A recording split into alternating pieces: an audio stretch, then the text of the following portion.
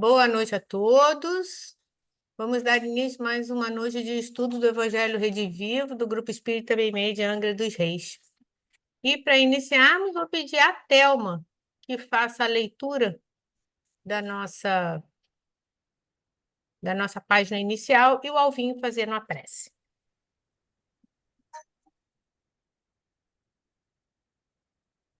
Boa noite. Do livro Fonte Viva, Francisco Cândido Xavier, pelo Espírito Emmanuel, o item 64, semeadores.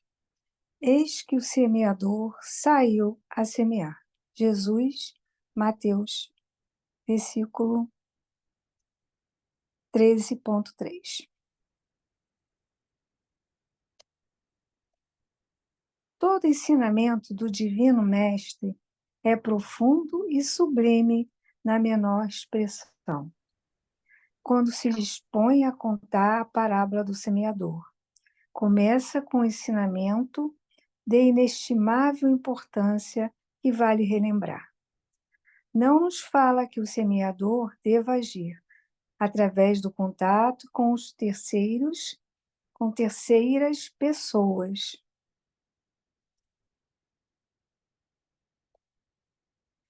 e sim que ele mesmo saiu a semear, transferindo a imagem para o solo do espírito, em que tantos imperativos de renovação convidam os obreiros da boa vontade à santificante lavoura da elevação. Somos levados a reconhecer que o servidor do Evangelho é compelido a sair de si próprio, a fim de beneficiar corações alheios. É necessário desentregar o velho cárcere do ponto de vista para nos devotarmos ao serviço do próximo. Aprendendo a ciência de nos retirarmos da escura cadeia do eu, excursionaremos através de grande continente denominado interesse geral. E, na infinita extensão dele, encontraremos a terra das almas, sufocada de espinheiros, ralada de pobreza, revestidas de pedras ou intoxicada de pântanos, oferecendo-nos a divina oportunidade de agir a benefício de todos. Foi nesse roteiro que o divino semeador pautou o ministério da luz, iniciando a celeste missão do auxílio entre humildes tratadores de animais e continuando através dos amigos de Nazaré e dos doutores de Jerusalém, dos fariseus palavrosos e dos pescadores simples, dos justos e dos injustos, ricos e pobres, doentes de corpo e de alma, velhos e jovens, mulheres e crianças.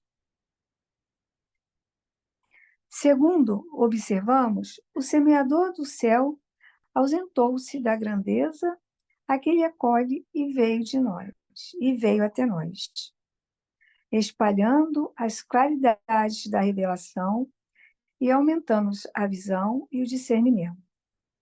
Humilhou-se para que nos exaltássemos e confundiu-se com a sombra, a fim de que a nossa luz pudesse brilhar, embora lhe fosse fácil fazer-se substituído por milhões de mensageiros, se desejasse. Afastemo-nos, pois, das nossas inibições e aprendamos com Cristo a sair para semear. Boa noite a todos. Mais uma noite de estudo.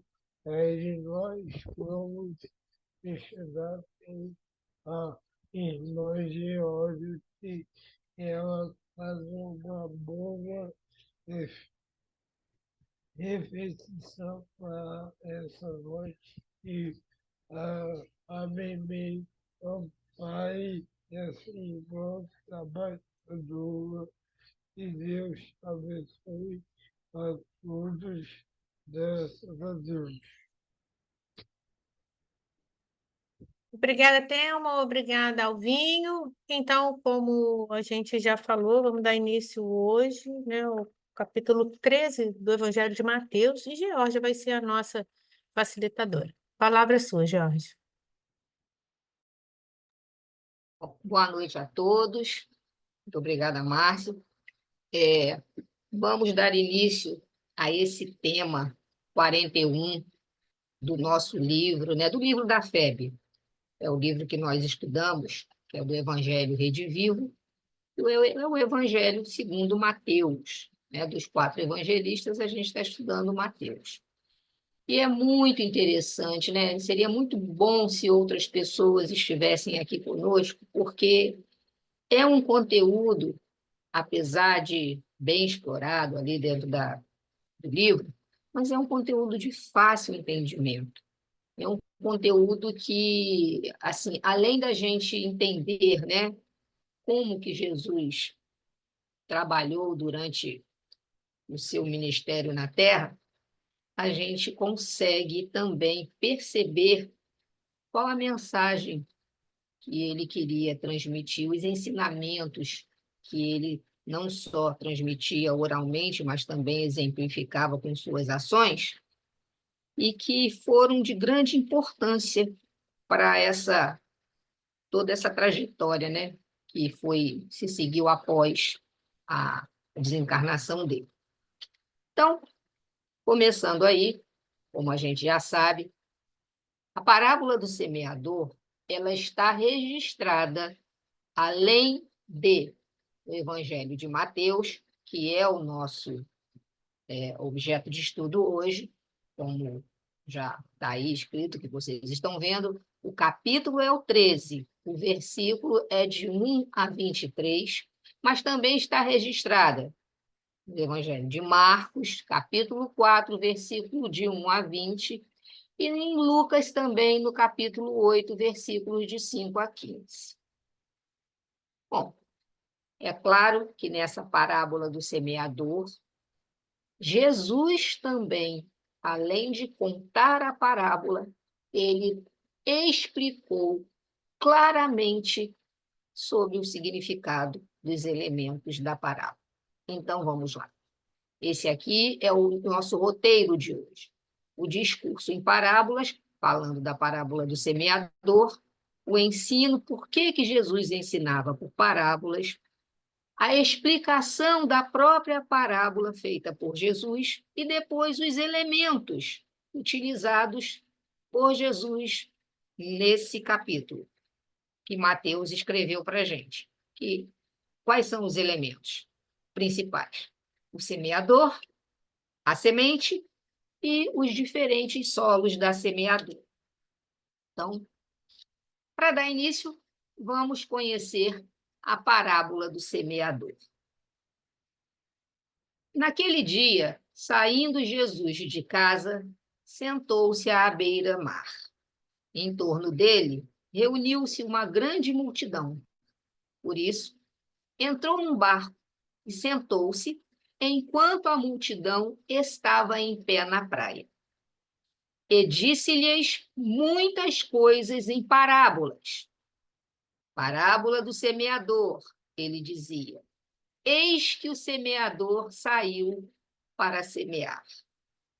E ao semear, uma parte da semente caiu à beira do caminho, e as aves vieram e a comeram. Outra parte caiu em lugares pedregosos, onde não havia muita terra. Logo brotou, porque a terra era pouco profunda. Mas, ao surgir o sol, queimou-se e, por não ter raiz, secou. Outra ainda caiu entre espinhos. Os espinhos cresceram e a abafaram. Outra parte, finalmente, caiu em terra boa e produziu fruto. Uma 100, outra 60 e outra 30. Quem tem ouvidos, ouça. continuando. Aproximando-se, os discípulos perguntaram-lhe: por que lhes falas em parábolas? Jesus respondeu: porque a vós foi dado conhecer os mistérios do reino dos céus, mas a eles não. Pois aquele que tem, lhe será dado, e lhe será dado em abundância. Mas ao que não tem, mesmo o que tem lhe será tirado. E é por isso que lhes falo em parábolas, porque veem sem ver e ouvem sem ouvir nem entender. É neles que se cumpre a profecia de Isaías, que diz: certamente haveis de ouvir e jamais entendereis. Certamente haveis de enxergar e jamais vereis. Porque o coração deste povo se tornou insensível. E eles ouviram de má vontade e fecharam os olhos, para não acontecer que vejam com os olhos e ouçam com os ouvidos e entendam com o coração e se convertam. E assim eu os curei. Mas felizes os vossos olhos, porque veem, e os vossos ouvidos, porque ouvem. Continuando ainda, terminando a parábola. Em verdade, vos digo que muitos profetas e justos desejaram ver o que vedes e não viram, e ouvir o que ouvis e não ouviram. Ouve, portanto, a parábola do semeador. Todo aquele que ouve a palavra do reino e não a entende, vem o maligno e arrebata o que foi semeado no seu coração. Esse é o que foi semeado à beira do caminho. O que foi semeado em lugares pedregosos é aquele que ouve a palavra e a recebe imediatamente com alegria, mas não tem raiz em si mesmo. É de momento. Quando surge uma tribulação ou uma perseguição por causa da palavra, logo sucumbe. O que foi semeado entre os espinhos é aquele que ouve a palavra, mas os cuidados do mundo e a sedução da riqueza sufocam a palavra e ela se torna infrutífera. O que foi semeado em terra boa é aquele que ouve a palavra e a entende. Esse dá fruto, produzindo a razão de 100, de 60 e de 30. Muito bem. Então, aí é uma parábola que vocês podem perceber que Jesus começa lá no versículo 1 e vai até o 23 em duas etapas. Tá? Então, olha só. No registro de Mateus, nós podemos analisar desse capítulo 13, do 1 ao 23, nós podemos analisar em dois conjuntos. O primeiro conjunto seria esse aqui. O que essa imagem aí está, né? De uma maneira divertida. O primeiro conjunto, dentro dos versículos de 1 a 23, o primeiro conjunto, que vocês já vão saber qual é, né? O conjunto, é que Jesus explica o porquê fala por parábolas. Né? Então, está aí. Pedro, o que é isso? E que ele fala por parábolas? Claro que é fazendo uma analogia, uma brincadeira em relação ao que é uma parábola, que é esse desenho aí. O primeiro conjunto, que são os versículos 1 a 3 e os versículos 10 a 17, diz respeito ao ensino exatamente por parábolas. Ou seja, Jesus começa a explicar o porquê que ele fala por meio de parábolas. E o segundo conjunto, né, dos versículos já vão explicar exatamente a questão da semente lançada, dos tipos, o semeador que saiu para semear, a semente lançada e os tipos de solo. Aí Jesus, nesse segundo conjunto, vai se referir à parábola propriamente dita e às explicações transmitidas por Jesus, que são os versículos 4 a 9, 18 a 23. Então, vocês podem reparar que do versículo 1 ao versículo 23, o estudo está dividido em dois momentos. O primeiro momento, que são esses versículos de 1 a 3, de 10 a 17, é ele dizendo a respeito do porquê ensinar por parábolas. E o segundo momento, que são os versículos 4 a 9, e depois pula para o 18 ao 23, é falando exatamente do significado, né? Ele explicando aquele evento, aquela parábola, o que ele estava querendo transmitir. Mas aí eu trouxe para a gente, até assim, é interessante, a gente vai ver isso ao longo aqui do estudo, que essa metodologia utilizada por Jesus, né, ensinando por meio de parábolas, é um recurso educativo muito importante, muito valioso. Por quê? Porque através dessa contação de histórias, esses ensinamentos se perpetuaram ao longo dos séculos e continuarão, porque além de estarem registrados, né, nas escrituras, eles são muito utilizados até o dia de hoje para levar a palavra, certo? Então, é um instrumento didático, né? Por que Jesus falava por parábolas? A gente vai ver isso ao longo do estudo. Porque ele estava proferindo o seu discurso para uma multidão muito heterogênea, tanto intelectualmente quanto moralmente.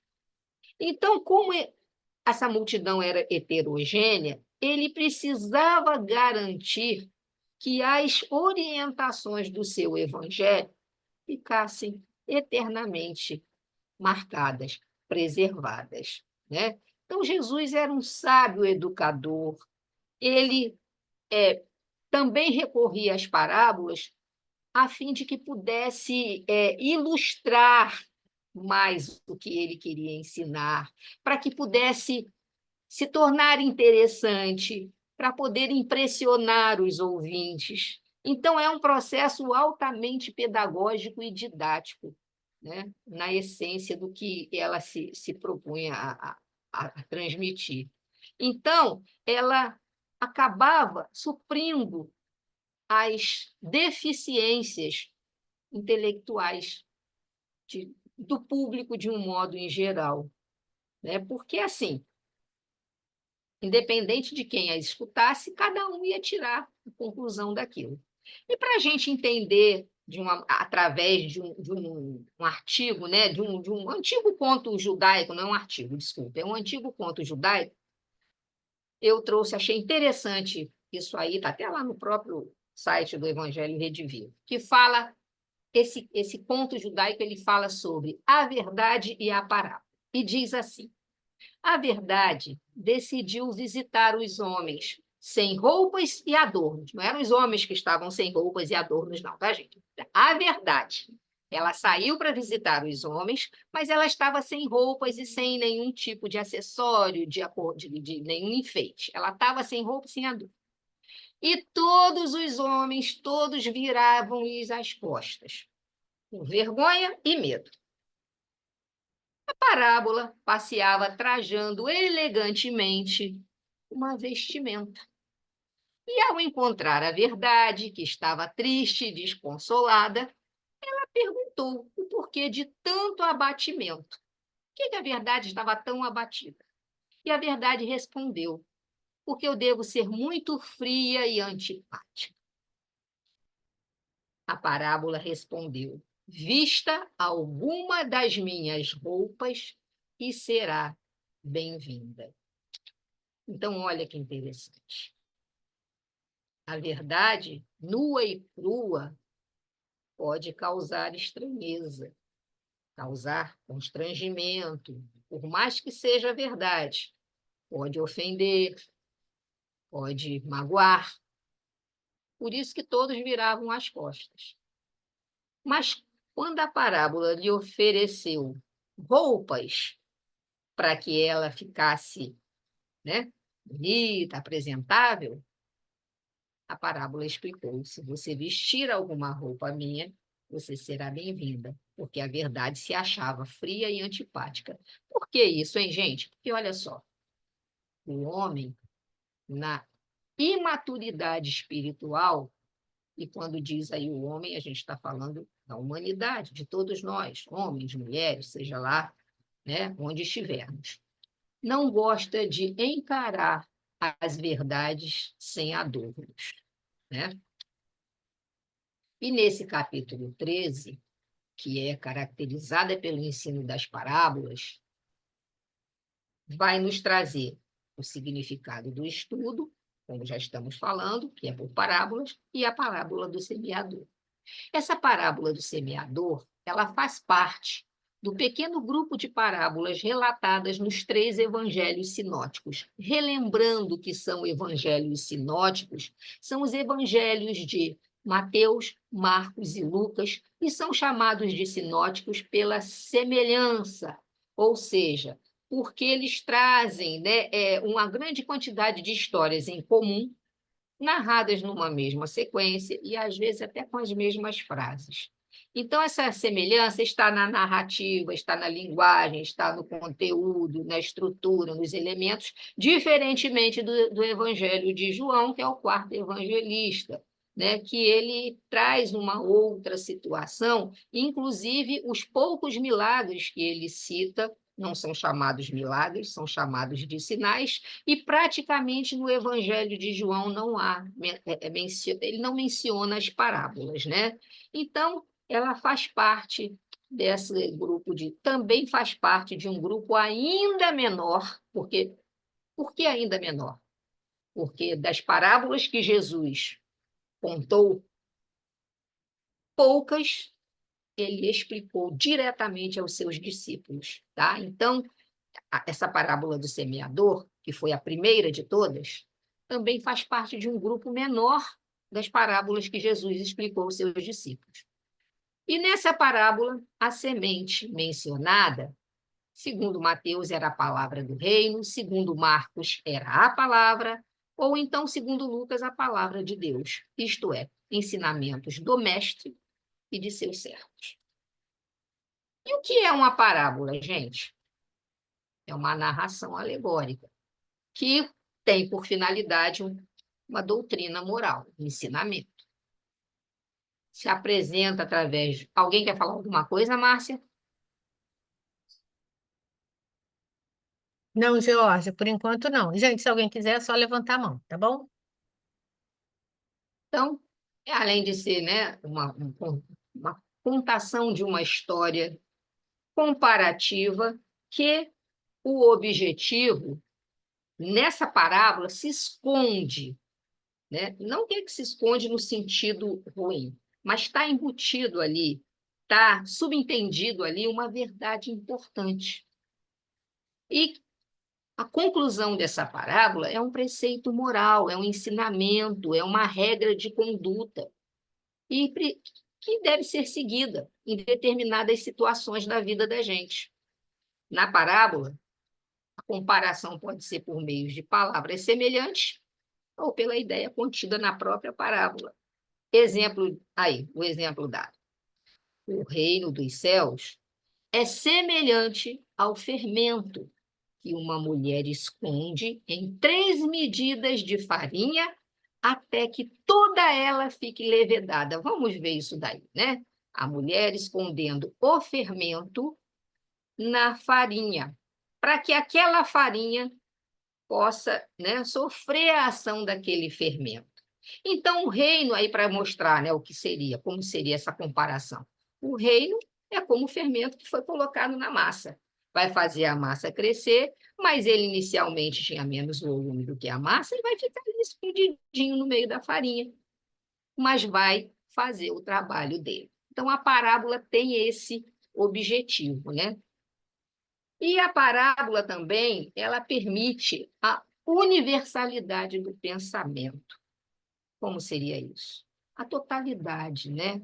A coisa comum a todos. Por quê? Ela interessa e impressiona mais e melhor aos ouvintes por ser uma história. Todo mundo gosta de escutar uma história, né? Quando a gente quer ensinar alguma coisa, se a gente começa contando uma história, as pessoas param para ouvir do que se a gente vai para a parte abstrata de uma logo, né, de início. Ela facilita a compreensão, mesmo de assuntos transcendentes, daqueles que a gente não, né, além da nossa compreensão, porque a comparação que se faz, como lá o caso, né, do fermento na farinha, o rei, né, como fermento colocado na farinha, vai fazer a massa, a farinha, vamos dizer assim, agir com a farinha, fazendo o trabalho que tem que fazer. Então, na parábola, a comparação vai suprindo as nossas falhas intelectuais, as nossas dificuldades. Ou seja, é falar uma coisa para dizer outra. Além do que a parábola torna mais fácil de reter e transmitir. Porque lembrem que, à época de Jesus, nem todo mundo escrevia, nem todo mundo sabia ler. Mas era mais fácil contar uma história e aquele grupo sair dali e contar essa história em outro lugar. Porque as pessoas conseguiam reter e automaticamente levar aquilo adiante. Porque o enredo da história faz uma associação de ideias, ou seja, é um eficiente atalho que Jesus utilizava, ajudando a fixar o ensino oral. Permite dizer verdades que, de outro modo, não seriam escutadas nem toleradas. Jorge, o árbitro levantou a mão. Ok, Álvaro, pode falar. Não sei se vocês lembram da fábula de Esopo. A fábula de Esopo, sim. Mas na Eu, antiguidade se usava essa contação de parábolas, ou sim, seja, é muito utilizada pelos povos da antiguidade, entendeu? Muitos filósofos é muito rica a literatura de parábolas na Grécia, né? Entre os hebreus também, porque era muito utilizado. Porque justamente por quando, isso. quando você botou essa imagem vamos dizer, deles assim, veio também a memória a essa fábula. Essa parte da fábula, né? Ok, é isso mesmo, é uma contação de história.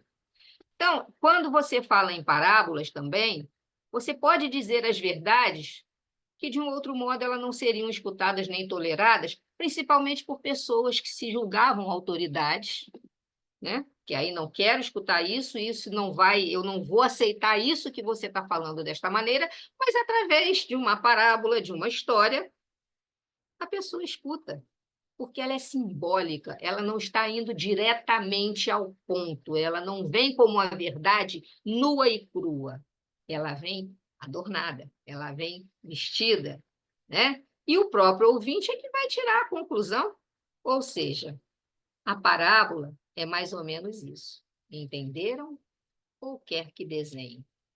Né? E João ainda disse que há, porém, ainda muitas outras coisas que Jesus fez. Se todas elas fossem relatadas uma por uma, creio eu que nem no mundo inteiro caberiam os livros que seriam escritos. João, capítulo 21, versículo 25. Muito interessante isso. O ensino por parábolas já era, está vendo aí, Elvin, ó, conhecido dos hebreus, que, como outros povos orientais, empregavam isso há muito tempo.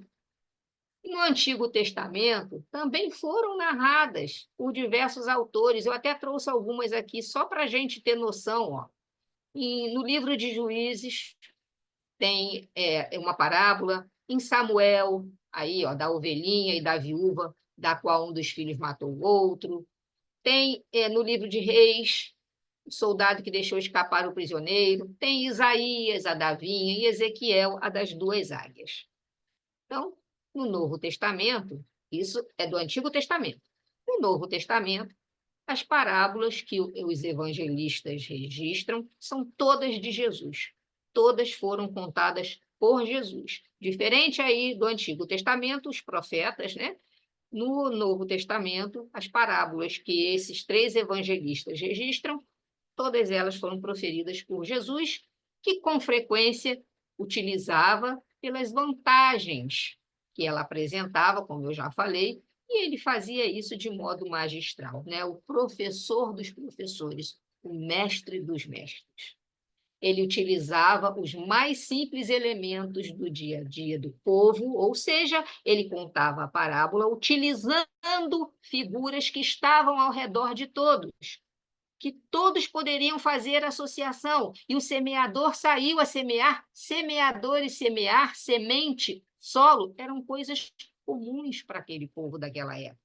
Ele não estava falando em nada que alguém pudesse chegasse para o outro que estava ao lado ouvindo e falasse assim, mas o que é semente? O que é isso? Eu não estou entendendo. Não, ele estava falando coisas que eram elementos do dia a dia, da compreensão desse povo, né? Então, ele conseguia plasmar imagens de grande poesia, de grande impacto, para levar conclusões de elevada moral ou revelar algo da vida espiritual. Diz Emmanuel que, falando em parábolas, Jesus evita ferir, fosse a quem fosse. Então, olha que coisa linda. Falar em parábolas, né? Diferente da verdade nua e crua, que pode ferir, que pode magoar, que pode ofender. E contando uma história, Jesus transmitiu o que ele precisava transmitir, sem ferir, fosse a quem fosse. É muito, muito interessante isso. Assim, eu trouxe isso aqui só de curiosidade para a gente, tá, gente? Quantas e quais foram as parábolas ditas por Jesus, né? Citadas por Jesus? Bom,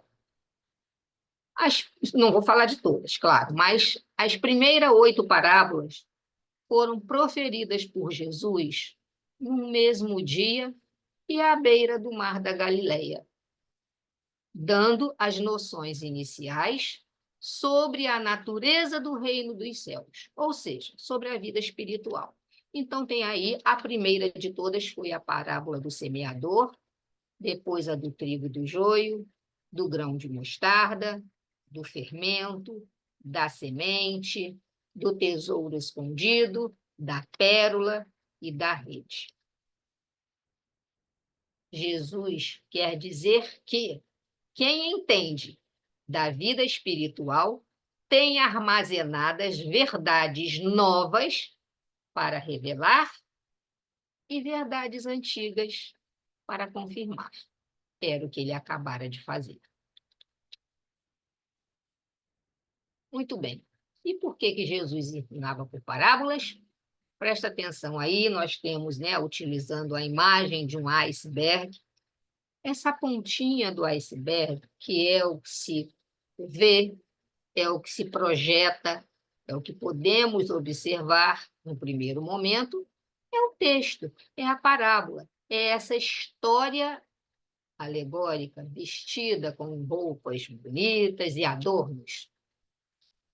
Mas o que está além dos nossos olhos, que está submerso, né, que é muito maior, que tem muito mais valor, é o ensinamento que está embutido, que está escondido ali pela alegoria que a parábola traz. Então, Gilócia, Oi? sobre aquela informação que você trouxe anteriormente, acabou que passou o tempo que eu estava processando a informação.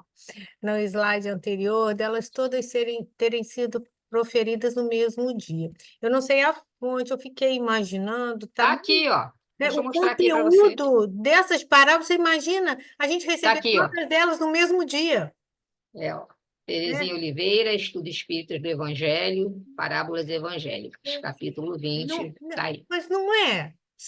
É um conteúdo muito grande para que possamos Quanto ir lá. ensinamento! Quanto ensinamento! Quanto ensinamento! Não é? Exatamente. No mesmo dia. Não dá conta, não. Não E conta, por quê? não. E aí é que eu pergunto, né? E por que que deram conta? Primeiro, é claro, né? E a gente vai ver mais adiante que, de uma certa maneira, esses discípulos já tinham um Mas será despertamento que não, espiritual, mas será que não certo? foi uma interpretação do evangelista de Mateus que resolveu colocá-las todas juntas?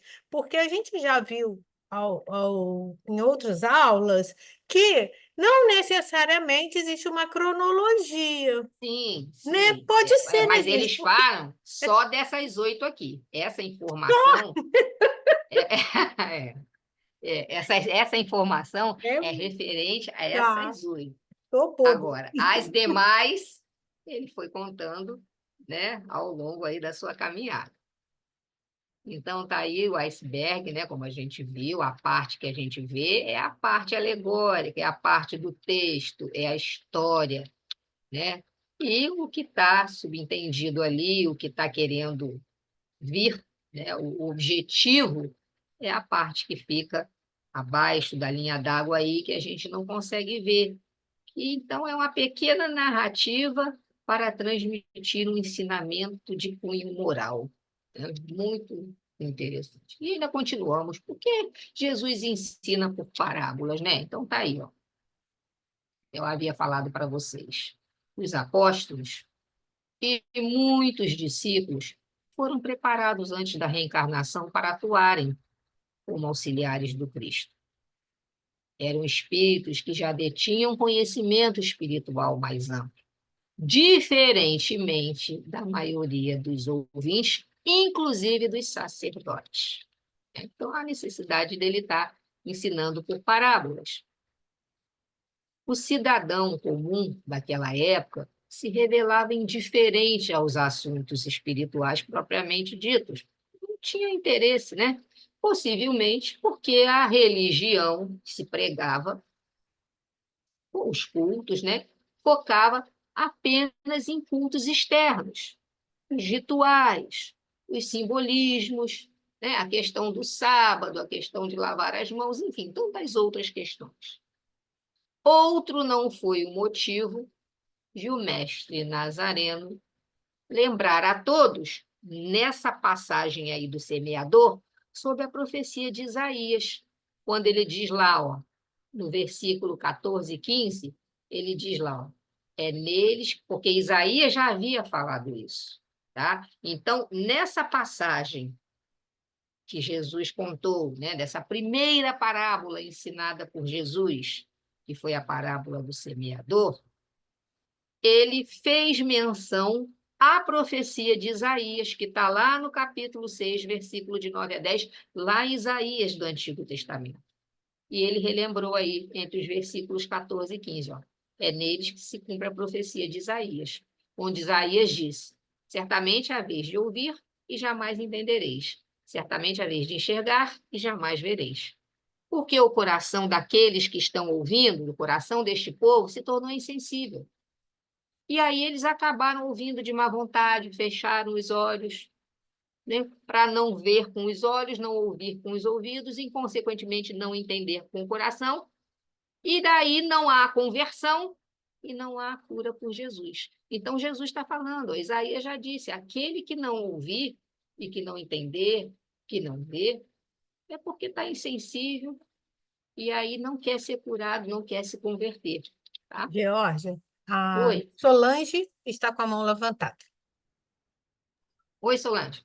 Oi, é que eu não quis interromper você falando, porque senão a gente perde o fio da meada, fica difícil, né? Não, pode. Mas assim, o que eu estava pensando aqui era o que está acontecendo com o povo daquele, o que acontecia, melhor dizendo, com o povo daquela época e o que acontece com o povo hoje. Faz uma comparação. É um sacrifício tão grande você sobreviver honestamente hoje em dia com É tantos verdade. impostos, com tantas dificuldades, com tantas coisas, que a tendência das pessoas é cair para o materialismo. E só perceber, quando se torna mais idoso, que ficou um buraco dentro de si que não se conseguiu preencher, né? Então, a gente pode fazer um paralelo da época com essa agora, né? E a gente pode ver que a gente continua com um monte de corações endurecidos, um monte de Insensíveis, né? corações que até se sensibilizam e seguem durante um tempo, mas depois são engolidos ainda, não têm força para conseguir se manter firmes na fé, entendeu? E muitas vezes a gente vê uma pessoa que ficou em tal ou tal igreja, não importa nem qual A denominação corrente religiosa, né? religiosa, desde que esteja sendo bem orientado, entendeu? Todos os caminhos levam a Deus. Mas e de repente o cara desvia e cai fora, porque ele está tão cansado que aí ele começa a fazer as besteiras todas que ele reprimiu durante muito tempo e que ele não conseguiu trabalhar na reforma íntima dele. É Porque verdade. assim como nós falamos em reforma íntima dentro do espiritismo, ela pode acontecer com um católico, com um evangélico, com um hebreu, com qualquer um, com um É, a muçulmano, transformação moral qualquer deles, um. né? É, porque é uma transformação moral e ética. Ela não é uma transformação de simplesmente de por isso que Moisés chamou os 70 anciãos. Por que anciãos? Por quê?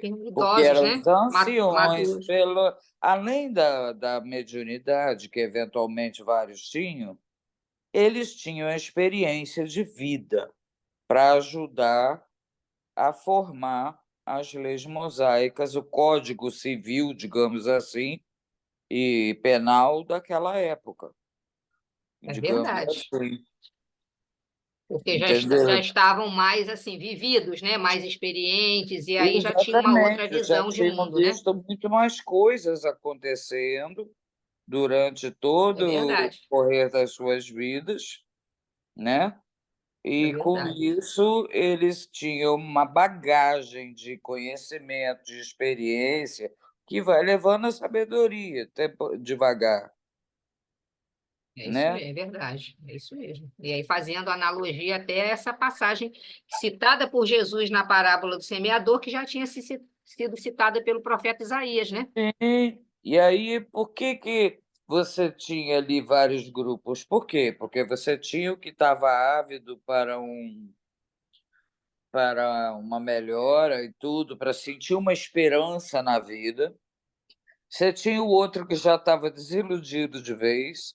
Você tinha o outro que era rebelde, era um Refratário, espírito né? Tudo nada, endurecido. Um nada. espírito endurecido, como a gente tem ainda hoje, alguns que precisam ainda conhecer a oração, o coração do Cristo. Ainda estão em E estágio diferente, né, de evolução. são estágios diferentes de evolução, e cada um vai ser um tipo de terreno, É verdade, vai ser um tipo de solo, é isso aí. Exatamente entendeu? esse que Jesus quis ensinar com essa parábola. Além de quem semeia, o que semeia e qual o terreno, né? Qual o solo, qual o coração que essa palavra Exato. vai Então, a ser gente tem, plantada. se você pegar essas parábolas, elas também são atemporais. São, com certeza, Mas Ela, esse com é o certeza. como objetivo de Jesus ter todo trazido o o ensinamento em evangelho, parábolas por ser atemporal e universal, né? É o É. objetivo. não, todo o evangelho é atemporal. Você, Inclusive, é interessante até vocês terem falado isso aí agora, porque assim, se Jesus tivesse escolhido outro método que não fosse por parábolas, ele não teria deixado tantos ensinamentos, tantas reflexões. Ele não teria conseguido atingir essa multidão que ele atingiu com esse correr dos séculos. Isso é interessante, entendeu? Justamente por isso. Tá fechado o Georgia, microfone. eu Quando eu li a parábola, eu fiquei lendo várias vezes o versículo 10, para eu entender, o 10 e o 11, né? Porque Jesus falava em parábolas. Aproximando-se os discípulos, perguntaram a A Jesus. Jesus. Discípulos perguntando a Jesus, não Jesus. é? Porque lhes fala em parábolas, então eles não estavam se referindo a eles, à multidão, A multidão, mas né? aí, ó, lembra Os lá discípulos, aí ele diz, Jesus ó, responde, porque a vós, que são os discípulos, foi dado conhecer os mistérios do reino, mas a eles não. olha Então, aqui, é ó, como Jesus separa, né? olha Exatamente aqui, ó. está aqui, ó, detinha o conhecimento espiritual mais amplo e os outros não. Mas quando a gente lê à primeira vista, está achando que foram os discípulos que perguntaram. Fala para os discípulos? Não, eles perguntam por Não, que eles estavam falando para a multidão, para a né? multidão. Os E discípulos, naquele momento ali, questionam Jesus. Por que questionam lhes Jesus, fala em parábolas? Ou seja, por que o o povo, mestre né? fala para o povo por meio de parábolas? E E aí Jesus ele deixa vem dando a claro, explicação, ele vai deixando né? claro. Muito bom. Exatamente, o Mas você vê objetivo. como a gente vai lendo a parábola A e interpretação, prestando mais atenção nas entrelinhas, porque senão passa, né? se não Passa. passa, exatamente. Você acha que está falando de uma outra coisa, mas na É. verdade não Georgia, é, só para você exatamente. se organizar, são 10 para as 8. Tá bom, então vamos lá. Então, por que Jesus falava em parábolas? Motivo histórico, necessidade de que a mensagem fosse preservada e os cidadãos da época eram indiferentes, não tinham essa prática. E o motivo didático moral? Compreensão iria acontecer somente àqueles que já detinham recursos espirituais mais amplos, né, conforme falamos. Assim também, se o sapientíssimo instrutor e guia da humanidade não tivesse envolvido os seus sublimes preceitos no manto parabólico, ou seja, não tivesse utilizado das parábolas, eles não teriam chegado até nós. Não teríamos conseguido ter agora a oportunidade de saber o que Jesus falou há mais de 2.000 anos atrás, né? As vantagens. É um instrumento usado pelos filósofos desde a antiguidade, é um recurso educativo que preserva ensinamentos ao longo dos séculos, e a compreensão está ao alcance de todos, a universalidade do ensino, do pensamento, que é um público independente do público heterogêneo. E aí, Emmanuel, no livro O Consolador, diz: as parábolas do Evangelho são como as sementes divinas, que desabrochariam mais tarde em árvores de misericórdia e de sabedoria para a humanidade. Bom, se as palavras, né? Suas palavras, de acordo, as palavras de Jesus, de acordo com a expectativa daqueles que estavam ali ouvindo, seria para a restauração do reino de Israel, ou seja, a expectativa daqueles que ouviam queria que Jesus falasse, né, de restaurar o reino de Israel, consequentemente expulsar os romanos, e que ainda durante milênios continuaram. E aí poucos perceberam a realidade do ensino de que o reino dos céus é o interior a nós mesmos. E se obtém aqui mesmo na terra, com o encontro e a unificação com o Cristo interno, né? Muito interessante. Ou seja, Jesus estava mirando num alvo, as pessoas estavam querendo outro. Para poder a gente também fazer vamos dizer assim, um link, né, com as obras básicas, lá no Livro dos Espíritos, na questão 627, Kardec pergunta, olha que interessante isso. Qual a utilidade do ensinamento dado pelos espíritos, visto que Jesus ensinou as verdadeiras leis de Deus? Ou seja, Kardec queria saber, já que Cristo veio e já ensinou toda a verdade das leis de Deus, terão a nos ensinar alguma coisa a mais? Olha a pergunta interessante de Kardec. Jesus já teve aqui o próprio espírito superior, já na escala dos Cristos, esteve aqui encarnado e nos ensinou a mensagem, né, direta do Pai. Então os espíritos terão alguma coisa a mais a nos ensinar? Olha que resposta interessante, os espíritos deram. A palavra de Jesus era frequentemente alegórica e em parábolas, porque ele falava segundo os tempos e os lugares por onde ele andava, né? É necessário agora que a verdade seja inteligível para o mundo todo. É preciso bem explicar e desenvolver essas leis, visto que há tão pouca gente que as compreende e ainda menos que as pratica. Ou seja, agora não vamos falar mais em parábolas, vamos saber da mensagem que estava embutida na parábola. Ou seja, vamos olhar isso e agora entender que a gente precisa seguir esse caminho para poder alcançar. O Espiritismo vem abrir os olhos e os ouvidos de toda a gente, pois fala sem figuras, nem alegorias, e levanta o véu intencionalmente lançado sobre certos mistérios. Quando ele fala que levanta o véu intencionalmente lançado sobre certos mistérios, foi na época que Jesus contava as parábolas, estava encoberto por um véu, trazendo agora a consolação suprema aos deserdados da terra e a todos os que sofrem. O Espiritismo é a chave com o auxílio da qual tudo se explica de modo fácil. Em suma, diante do acesso aos mais altos valores da vida, Jesus e Kardec estão perfeitamente conjugados pela sabedoria divina. Jesus é a porta, Kardec, a chave. Outra questão aí para a gente, né? Por que, também do Livro dos Espíritos, questão 628, por que a verdade não foi sempre posta ao alcance de toda a gente? Olha o que os espíritos responderam. Importa que cada coisa venha ao seu tempo. A verdade é como a luz. O homem precisa habituar-se a ela pouco a pouco. Do contrário, fica deslumbrado. Então, gente, pergunta-se, que proveito podia o povo, está lá no Evangelho segundo o Georgia, Espírito. Elisa Oi, levantou a mão, de repente. oi, Elisa, desculpa. Não, tudo bem. É só falando, né, do slide anterior que você colocou aí, né? Uma vez eu conversando, isso eu conversei com uma freira e conversei isso com um pastor, que desde lá do Antigo Testamento, né? Vou dar um exemplo assim bem rapidinho, para ser bem rápida.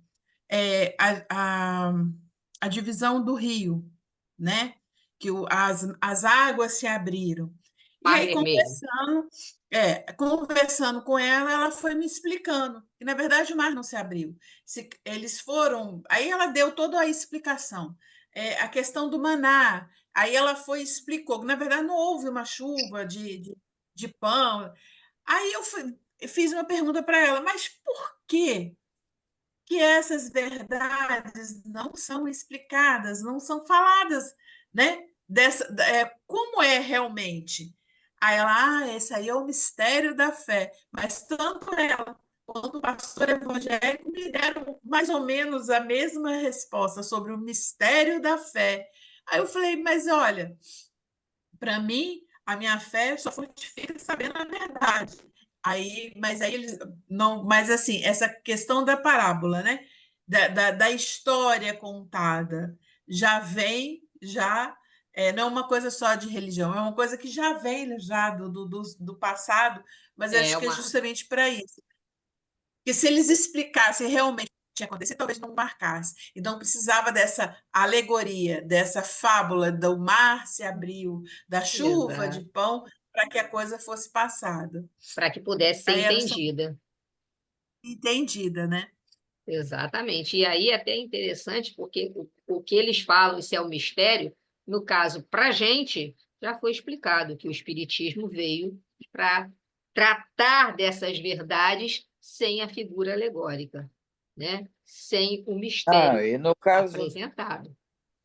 no caso do maná, por exemplo, ele existe até hoje, é vendido pelos mercadores a quem visita Jerusalém para provar. Ele é uma flor que brota no deserto à noite. O maná é isso. E aí o que eles acharam que tinha caído do céu, mas não é, tinha brotado da terra. E ela é comestível. Então, olha aí, eles utilizam essa figura, né? Até hoje, aí, no caso, já criando-se um rito, criando-se um simbolismo para outra situação, para outra coisa que não aquilo. E aqui a gente tem, né? Pergunta-se lá no Evangelho segundo o Espiritismo, capítulo 24. Que proveito podia o povo tirar dessa multidão de parábolas, cujo sentido se lhe conservava impenetrável? Ou seja, que proveito teria essas parábolas, né? Se o sentido ainda estava, o sentido delas ainda não era, vamos dizer assim, esclarecido. Então, tá lá, ó, não coloqueis a candeia sobre o alqueire. Aí eu trouxe a figura aí sobre disso, né? Da candeia, que seria a imagem da vela, e o alqueire, que aí pode ser uma medida de terra, mas naquela época o sentido bíblico, o significado bíblico é essa cesta aí. Se você colocar a candeia sobre o alqueire, vai iluminar o quê? Né? Não vai ter iluminação. Então, as gerações têm a sua infância, a sua juventude, a sua maturidade. Se a gente fizer rapidamente uma comparação, uma analogia, a gente poderia até dizer a infância da humanidade foi lá em Moisés. A juventude foi na vinda de Cristo, a maturidade com o Espiritismo, claro, guardadas as devidas proporções, né? Não temos ainda essa maturidade toda. Cada coisa tem de vir na época própria. E a semente que é lançada à terra fora da estação, ela não vai germinar. Chegados a certo grau de desenvolvimento, os homens procuram por si mesmos a luz viva, pois a obscuridade pesa, não é mais aceita. Tendo-lhes Deus outorgado a inteligência, eles tratam de raciocinar sobre a sua fé, é a fé raciocinada. É então que não se deve pôr a candeia debaixo do alqueire, visto que, sem a luz da razão, desfalece a fé. Um simbolismo, né? A parábola do semeador. Assim como agora a gente está indo já para a segunda parte, não é isso? Assim como as demais parábolas, nós encontramos os símbolos que devem ser analisados no seu verdadeiro sentido. Semeador, semente, e os diferentes tipos de solo onde essa semente foi semeada. Então, esses símbolos são códigos retirados, como eu já falei, da leitura da própria natureza em volta daqueles, né? E os quais devem ser decodificados sabiamente. Pois Emmanuel afirma lá, ó, ninguém julgue fácil a aquisição de um título referente à elevação espiritual. O mestre recorreu sabiamente aos símbolos vivos da natureza, favorecendo a compreensão de todos. O semeador, quem é? Inegavelmente, é o grande semeador, Jesus, o divino semeador, previsto já por profetas lá do Antigo Testamento, como guia e modelo da humanidade terrestre. Outro semeador foi Kardec, onde está aí, ó. Se há regiões onde as ideias espíritas parecem germinar à medida que são semeadas, outras há onde penetram mais dificilmente, em virtude de causas locais ligadas ao caráter dos seus habitantes e, sobretudo, à natureza de suas ocupações. Outro semeador, Chico Xavier, porque tudo que semearmos, certamente colheremos. Está lá em Gálatas, capítulo 6, versículo 7. Em menor escala, guardando as devidas proporções, nós, os aprendizes do Evangelho, podemos nos transformar em semeadores da lavoura divina, desde que tenhamos o devido cuidado de semear apenas a semente do Evangelho, né?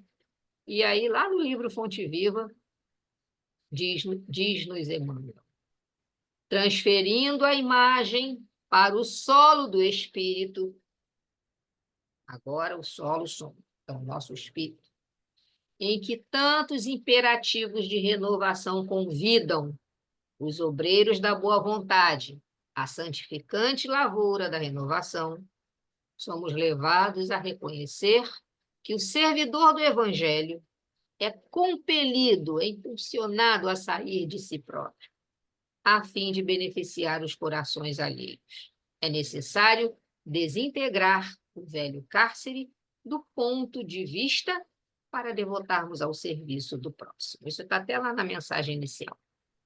Palavras do semeador, do livro Bênçãos de Amor, pelo Espírito Emmanuel também, psicografia de Chico. Estende as mãos a serviço do amor e, tanto quanto possível, semeia sempre. Não exijas, porém, que o fruto chegue hoje. Primeiro, o suor do trabalho e a semente no solo. Depois, a defesa laboriosa e a verdura tenra pedindo apoio. Mais tarde, no entanto, surpreenderás jubilosamente a alegria da flor e a bênção do pão.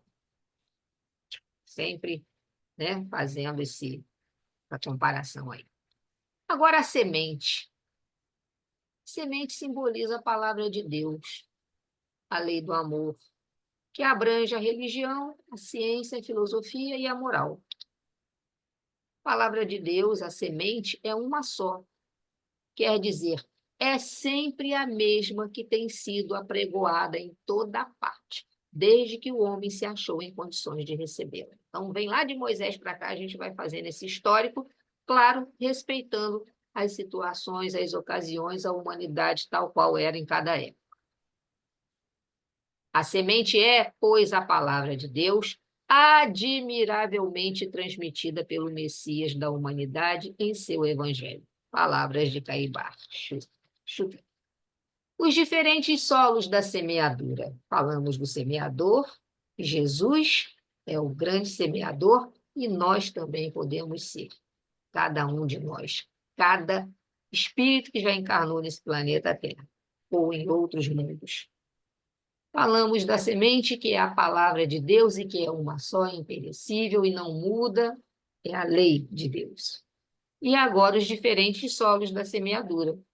Tem o solo que foi à beira do caminho, que as aves acabaram comendo as sementes.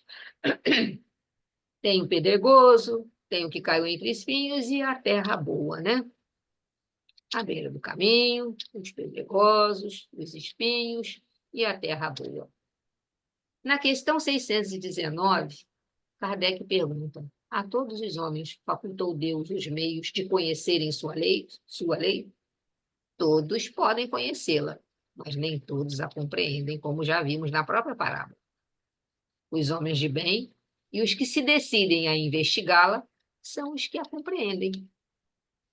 Todos, entretanto, a compreenderão um dia, porque forçoso é o progresso, que o progresso se efetue.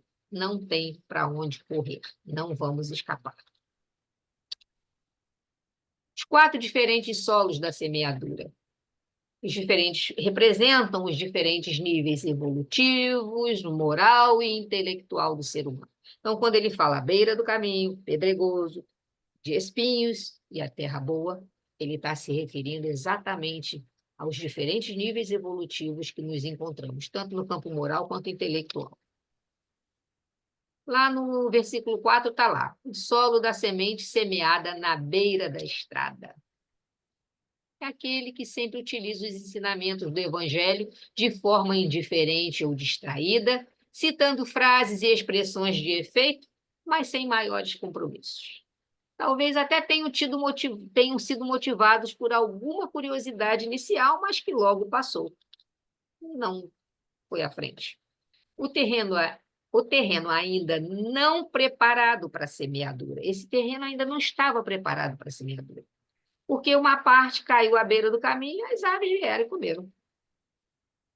À beira do caminho estão aqueles que são indiferentes, aqueles que apenas vivem. Já nos versículos 5 e 6, o solo da semente semeada nos pedregulhos é aquele que reflete entusiasmo para com a mensagem espiritual. Foi o que a Solange falou naquela hora que fez a fala dela, sobre a questão da insensibilidade ainda das pessoas, do momento em que a gente está vivendo, né? É aquele que reflete o entusiasmo para com a mensagem espiritual do Evangelho, mas que dela se afasta quando surgem os obstáculos, as dificuldades da caminhada evolutiva. Os entusiastas que não analisam as ideias e os fatos com maior profundidade e ponderação, né? Como não tinha quase terra, era muito raso, então cresceu, mas a raiz não foi forte o suficiente, né? O terreno não foi forte o suficiente para segurar aquela raiz. O que foi semeado em lugares pedregosos é aquele que ouve a palavra e a recebe imediatamente com alegria. Ou seja, logo brotou, lembram? Estava lá na passagem, logo brotou.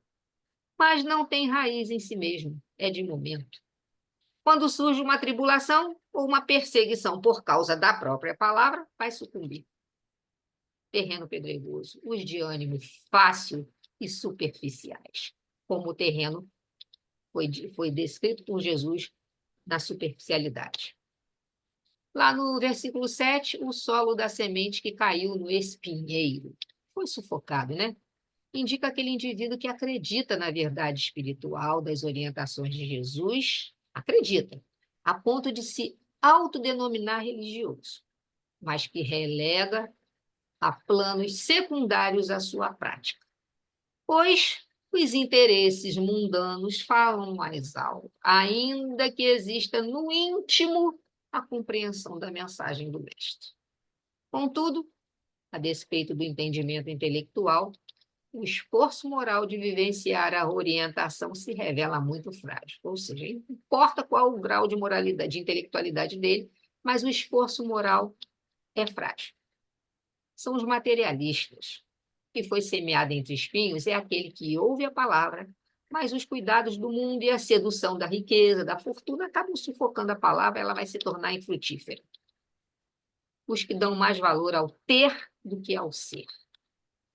Os diferentes solos férteis, lá no versículo 8, são os que se esforçam e sabem aplicar em si mesmos ensino. As pessoas que não só compreendem aquela mensagem, mas têm perseverança em vencer os obstáculos que vão surgindo, inclusive aqueles obstáculos decorrentes da própria limitação que cada um de nós tem. Vai produzindo mais ou menos frutos de acordo com a dedicação à causa do Evangelho. Por isso que vem lá na parábola, 100, 60, 30, né? Enfim, representam as pessoas que não só compreendem a mensagem do Evangelho, mas vai vendendo. E aí vai repetir, desculpa, repetiu. Os que já possuem um certo grau de maturidade espiritual, os quais possuem capacidade de produção moral, de acordo com o próprio grau evolutivo. O que foi semeado em terra boa é aquele que ouve a palavra e a entende. Esse dá fruto, produzindo a razão de 100, 60 ou 30, aí, conforme já foi falado anteriormente, a limitação de cada um, os obstáculos provenientes da própria limitação que temos. Semeador, a semente eu. Eu sou o semeador? Aí é uma reflexão para cada um de nós. O que eu semeio? Quais são as minhas colheitas espirituais? Que solo eu sou? Estou pronto para receber essa boa nova? Eu preparo meu coração e minha mente para a semeadura do Cristo? Como é que eu estou produzindo? Então, que semeador eu sou? Que semente eu semeio? Né? Quais são as minhas colheitas? E que solo eu sou? Tá? Né? Eu sou à beira do caminho, eu sou pedregoso, cheio de espinhos ou a terra boa? Geórgia, Oi.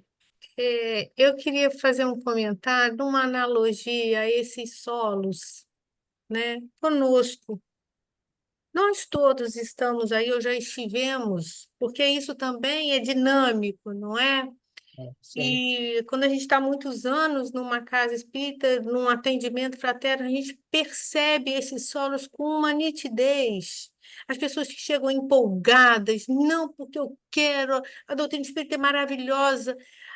Passa um mês, aquilo some. Outros que, não, mas eu não quero compromisso, eu entendo, eu acho que isso é o melhor, mas não, acho que eu vou deixar para a próxima, né? É, E essa não está dando. E assim, eu acredito que isso daí é o perfil da humanidade, né? Quando sim, sim. trouxe a parábola do semeador para mostrar que nós todos já fomos espinheiros, de repente, Já hoje. tivemos vários Já estágios de solo, né? tivemos, né? Pode ser que hoje a gente, né, tá o quê? Na boa terra, não tô achando, não, né? Não, acho que a gente já passou à beira do caminho, acho que sim. Já, Estamos já. ali entre o Pedregal e o Espinheiro, Pinheiro, exatamente. não Variando é? lá e cá, né? Estamos Conforme a nossa ali, né, encarnação. tentando, porque nós não éramos boas terra. Podemos até nos transformar nessa existência, não é? Porque a gente não veio ainda preparado, a gente está num processo evolutivo, né? Processo Muito evolutivo. É pequeno como eu ainda, falei lá aquela hora, né? A nossa né? maturidade não é a maturidade, Não, ó, a maturidade, né? Já não. temos certo conhecimento, já caminhamos um pouquinho, Sim, mas ainda falta muita coisa para a gente chegar lá na terra fértil. mas Não é nessa? e a pergunta que você fez aí no slide anterior, que semeador nós estamos sendo agora, enquanto trabalhadores de uma casa espírita, por É, eu exemplo, vou falar, né? inclusive, até aí Então disso tá. aí, tá? E aí, ó, chegou a Márcia. Ô, Márcia, você viu minha palestra, hein? Não vi, Você, você já deu uma observada aqui em casa, hein? Deve ter ido como é que é? Por osmose, passou aí para você. A parábola do semeador e os espíritas. Ela encontra uma explicação não menos justa nas diferentes categorias de espíritas. Não será ela o emblema dos que apenas atentam nos fenômenos materiais e não tiram nenhuma consequência deles, porque neles só veem fatos curiosos. Dos que não buscam senão o lado brilhante das comunicações dos espíritos, pelas quais só se interessam, quando lhes satisfazem a imaginação, e que, depois de as terem ouvido, se conservam tão frios e indiferentes quanto eram. Os que acham muito bons os conselhos e os admiram, mas para serem aplicados aos outros e não a si mesmos.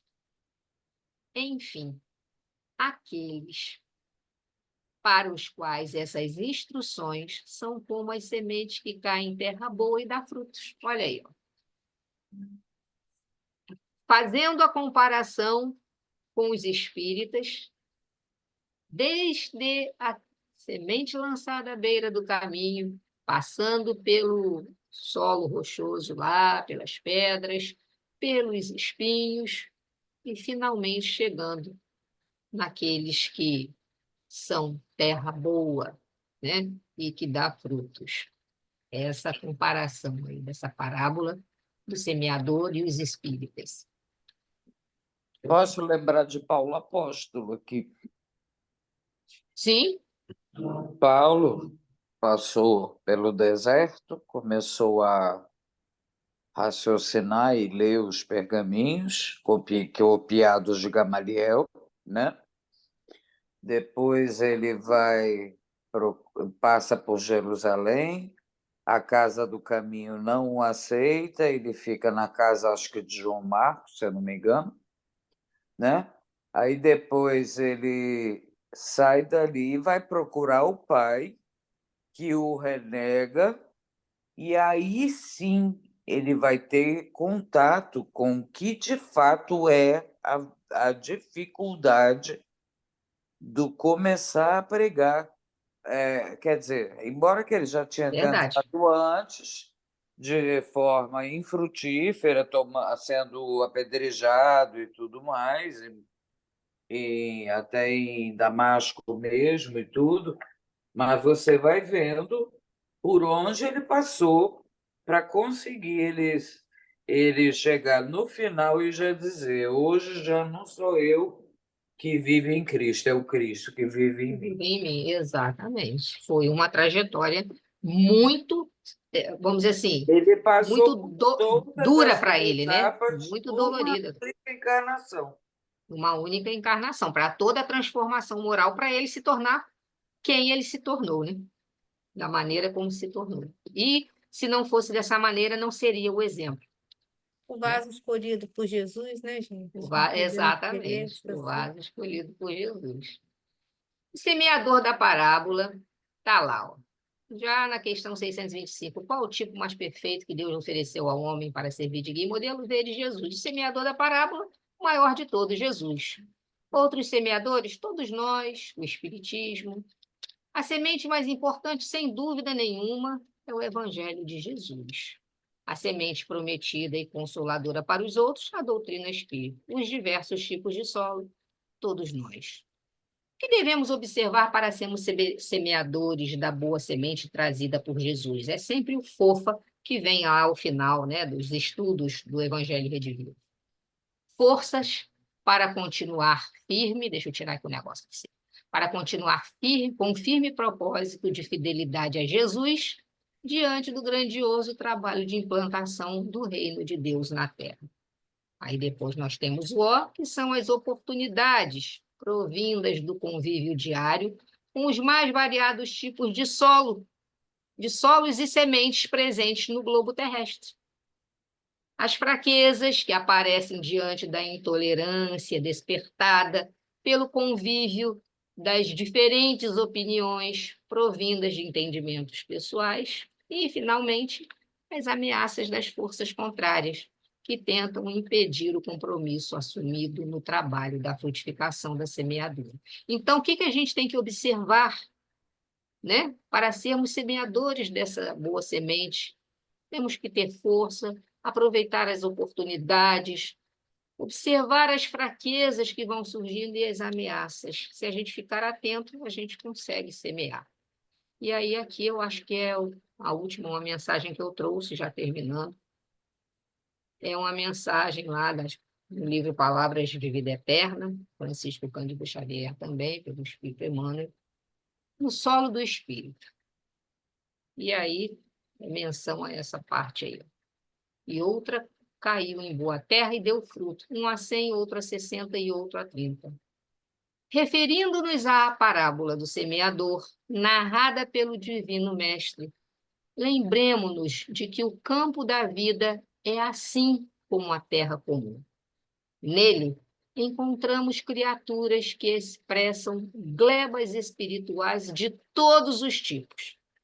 Homens calhaus, homens espinheiros, homens milhafres, homens parasitas, homens charcos, homens furnas, homens superfícies, homens obstáculos, homens venenos, homens palhas, homens sorvedouros, homens erosões e homens abismos. Mas surpreendemos também com alegria os homens searas, aqueles que, reunindo consigo o solo produtivo do caráter reto, a água pura dos sentimentos nobres, o adubo da abnegação, a charrua do esforço próprio e o suor do trabalho constante, sabem albergar as sementes divinas do conhecimento superior, produzindo as colheitas do bem para os semelhantes. Reparemos a vasta paisagem que nos rodeia através da meditação e, com facilidade, por nossa atitude perante os outros, reconheceremos de pronto que espécie de terreno estamos sendo nós. Qual ou quais sentimentos nos chegam ou nos chegam quando meditamos na parábola do semeador? A parábola do semeador nos adverte a respeito das circunstâncias e atitudes que podem impedir qualquer pessoa que tenha recebido a semente da mensagem do Evangelho de produzir uma boa colheita, né? Vai nos advertindo as circunstâncias, as atitudes que nos impedem, uma vez recebendo essa semente, de produzir uma boa colheita. A parábola do semeador é a parábola das parábolas. Sintetiza os caracteres predominantes em todas as almas, ao mesmo tempo que nos ensina a distingui-las pela boa ou má vontade com que recebem as novas espirituais. O Espiritismo não somente relembra as parábolas evangélicas, com os novos ensinos espirituais que o Espiritismo traz, ajuda-nos a entender o significado delas, ou seja, dessas parábolas, e a retirar do simbolismo a mensagem cristã, a fim de que, por ela, pautemos as nossas ações. E as orientações de Emmanuel praticamente fecham o nosso estudo, né? Acho que ainda tem mais um slide, mas o porquê do ensino por meio de parábolas, como está lá no livro Renúncia, de Francisco Cândido Xavier, também pelo Espírito Emmanuel. Alcione disse: a mensagem do Cristo precisa ser conhecida, meditada, sentida e vivida. Jesus é o semeador, a palavra é a semente, e o solo é o nosso coração. E aí a gente termina a nossa referência bibliográfica, sempre o livro, né, do Evangelho Redivivo, mais sites da internet, as obras básicas e as obras que foram citadas aí no próprio slide. É isso aí. Obrigada, Georgia. Eu fiquei pensando aqui quando você falou, né, que semeadores nós estamos sendo, porque Jesus, nessa parábola, deixa claro que não é um semeador comum, né, gente? Porque ele Não. saiu para semear, mas não quis perguntar qual era o terreno. Não, ele saiu a semear. E pelas nossas dificuldades, né? Muitas vezes a gente fala assim, não, que a pessoa não tem jeito, não, né? Não tem um ânimo para isso. Acho que porque a gente ainda não tem muito firme em nós essa proposta do evangelho, não é? A razão nos fala que o caminho é esse, que o nosso guia e modelo é Jesus, mas as nossas ações não Ainda estão fazem acompanhar, aquém. estão aquém. Então, esse semeador não é um semeador comum. Acho que a gente ainda, né, precisa trabalhar muito os terrenos que somos, né? E essa coisa de semear nas pequenas coisas, com aqueles que estão dentro da nossa casa, essa semeadura, né? De paciência, de tolerância, de amor ao próximo. Aí eu acho que É a gente traz a verdade. parábola para bem pertinho da gente. E é por De isso que a gente acolhimento, né? ainda precisa das parábolas, né? Sim, Ainda precisamos. muito. Ainda precisamos para entender. Às vezes a gente fica meio que perdida. A parábola diz isso. Vamos tentar entender. E as igrejas, as denominações religiosas que são, né, de cristãs, elas usam as parábolas ainda diariamente em suas pregações. Esse objetivo, né? É De verdade. tornar o entendimento, né, das verdades. Tá quase desenhando, né, Jorge? Aquele seu slide, se eles não estão Mas a entendendo, vão gente foi. desenhar. Entenderam o que é que eu desenho?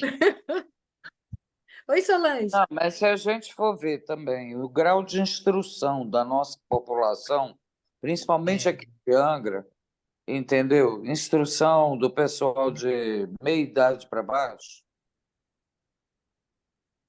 a gente É vai muito ver complicado. que a gente tem que dissecar muitas vezes. Eu cansei É, de dissecar pequenos versículos em consultório, fazendo consulta médica no Camorim, para poder explicar assim, para que a pessoa entendesse a dificuldade que ela estava passando e aceitasse melhor aquela provação, digamos assim, ou expiação, sei lá, entendeu? E aí, muitas vezes eu usava, e aí eu me lembro era um senhor e uma senhora. Essa senhora foi o pastor que mandou levar, ela foi por pedido do pastor levar o outro que não tinha família para fazer consulta. Aí ele simplesmente assim, ele não queria deixar o açúcar, ele não queria deixar isso, e não queria deixar nada. Então, o que que aconteceu? Eu peguei e falei assim, aí eu peguei, amar o próximo como a ti mesmo. Amar, aí depois fui soltando outros versículos. Aí ela está citando a Bíblia. Sim, senhora. Eu estudo a Bíblia bem mais do que a senhora imagina, tá? E para e pensa no que eu estou falando, se não encaixa.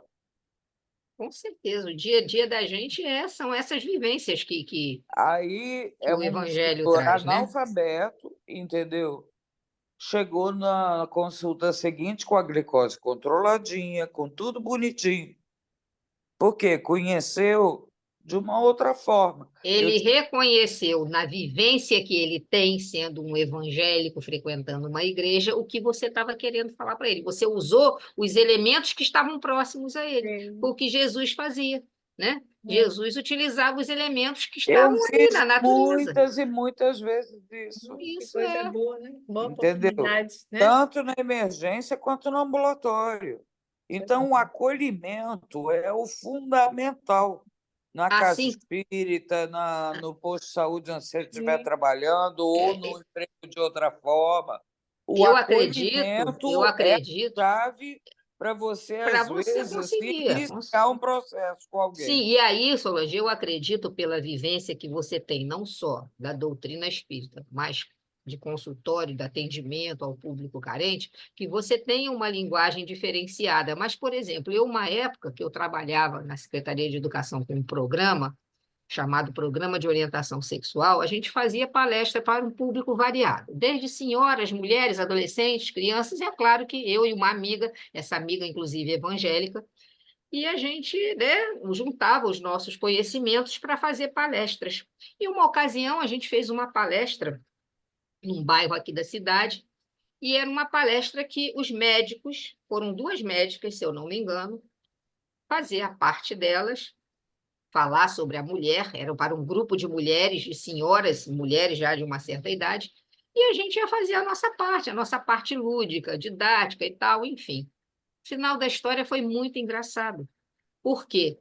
Tudo que as médicas estavam falando, eu, mas eu, porque eu sou formada em biologia, eu tinha facilidade de entender, a minha amiga é de inglês, de entender o que ela estava querendo dizer.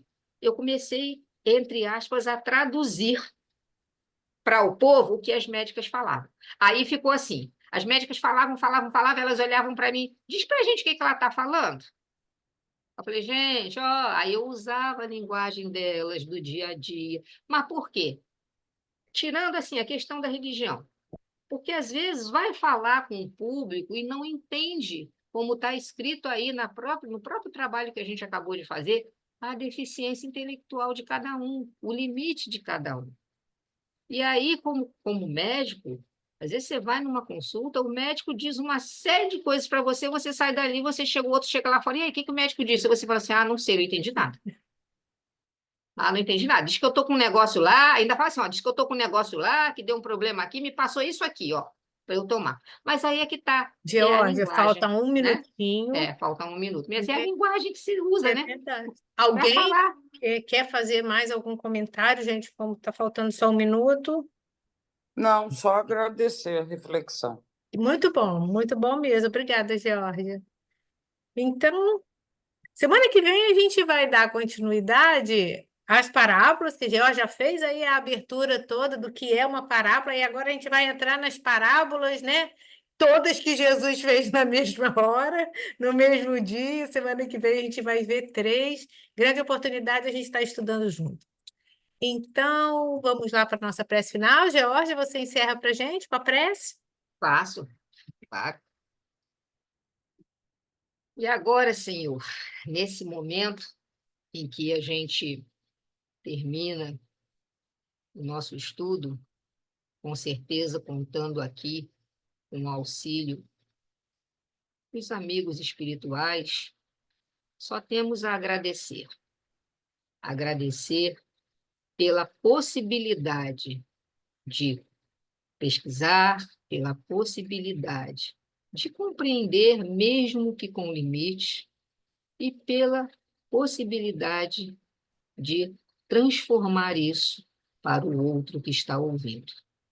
Eu agradeço pela pesquisa feita, agradeço pelo esclarecimento que eu pude ter e, principalmente, por ter conseguido concluir a proposta que foi feita a mim.